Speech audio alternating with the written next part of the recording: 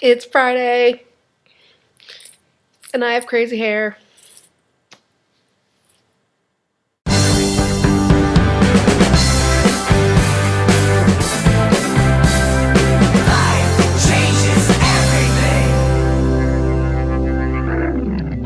Oh, it is failure week here on Life Changes Everything.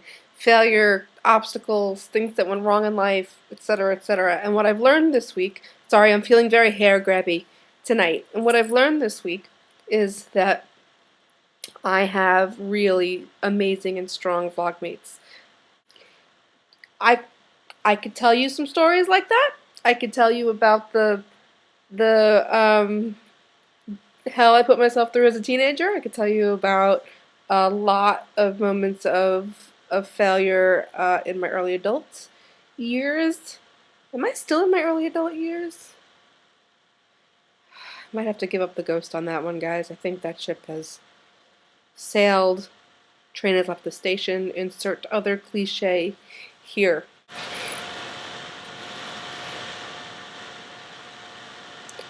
But I think we've had enough downers for this week, so I am going to tell you about an obstacle and tell you about a failure, but not in the same way.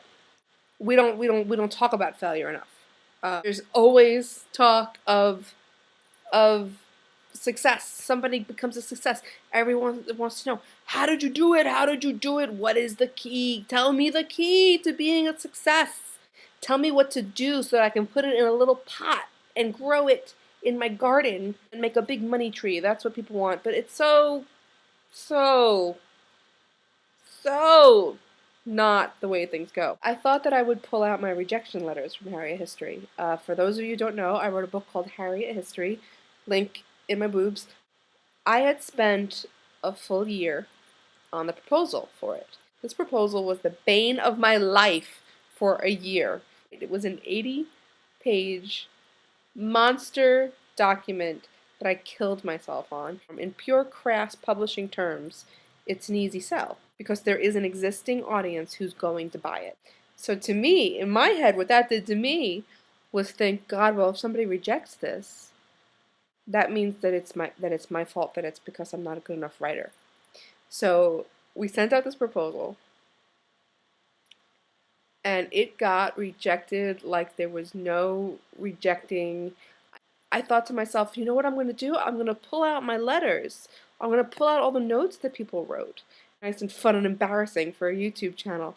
And I went back and I looked at them.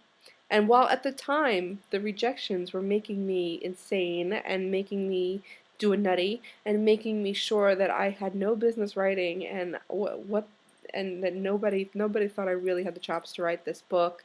When I looked back at them today, they weren't so bad. There were a couple of letters that stuck with me. Like, I think somebody said, I'm just not all caught up in the narrative here. Somebody else said that somebody with more gravitas should have written the book.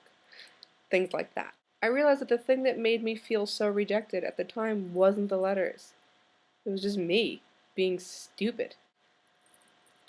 I'm not going to say that it hurts that the book became a New York Times bestseller and they were all wrong. I'm not going to say it hurts. And so when we think about how hard obstacles can be, how terrible they can be at the time, how hard rejection is, how it can really make you feel like you're just a schmuck, remember that it does get better. And that rejection leads to one, acceptance. It's just like love. I always laugh when people say, why does it always go wrong? Well, it only goes right once, right?